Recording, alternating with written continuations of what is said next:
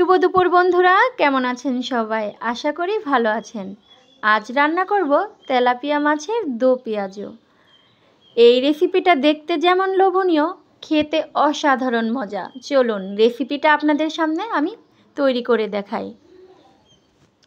প্রথমে আমি লবণ, হলুদ, মরিচের গুঁড়ো দিয়ে তেলাপিয়া মাছগুলো ভেজে উঠিয়ে নিয়েছি। এবার কাঁচামরিচ, পেঁয়াজ কুচি দিয়ে দিলাম। তেলের উপর পেঁয়াজ কাঁচামরিচগুলো ভালো করে ভেজে নেব। ভাজা হয়ে গেলে দিয়ে দিব আদা রসুন বাটা। আদা রসুন বাটা দিয়ে একটু মিশিয়ে নিব পেঁয়াজের সাথে। এবার দিয়ে দিব হলুদের গুঁড়ো, মরিচের গুঁড়ো, ধনিয়ার গুঁড়ো, স্বাদ মতো লবণ। সব কিছু দিয়ে এবার মশলাটা আরও ভালো করে কষিয়ে নিব। মশলা কষানোর উপরেই কিন্তু তরকারির মজাটা নির্ভর করে। আমার মশলা কষানো শেষ হয়ে গিয়েছে। এখন দিয়ে দিব ভেজে রাখা তেলাপিয়া মাছ। মাছগুলো দেখতে সুন্দর লাগছে না বন্ধুরা? খেতেও কিন্তু মজাই লাগবে। মাছগুলো আমার দেওয়া হয়ে গিয়েছে।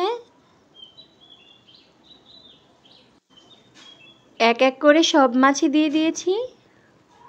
এখন পরিমাণ মতো ঝোল দিয়ে দিব।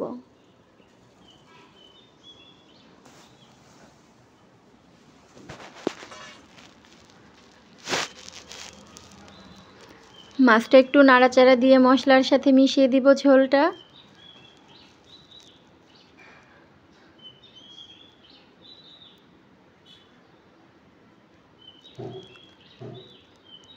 খুব বেশি সময় লাগে না এই মাছটা রান্না করতে। এখন দিয়ে দিব ঢাকনা। ঢাকনা দিয়ে আমি কিছুক্ষণ রান্না করে নেব।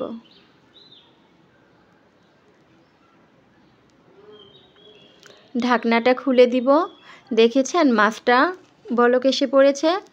আর অল্প একটু সময়ের মধ্যে মাছটা আমার হয়ে যাবে। আর কালারটা দেখেছেন কত সুন্দর লাগছে। এবার দিয়ে দিব জিরার গুঁড়া। ভাজা জিরার গুঁড়া দিলে মাছের টেস্ট কিন্তু দ্বিগুণ বেড়ে যায়। এবার আর কিছুক্ষণ রান্না করব।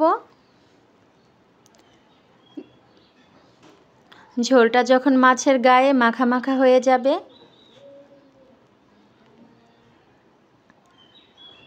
তখনই বুঝবেন যে মাছটা হয়ে গিয়েছে। কিছু কাঁচামরিচ দিয়ে আমি এখন মাছটা নামিয়ে ফেলব।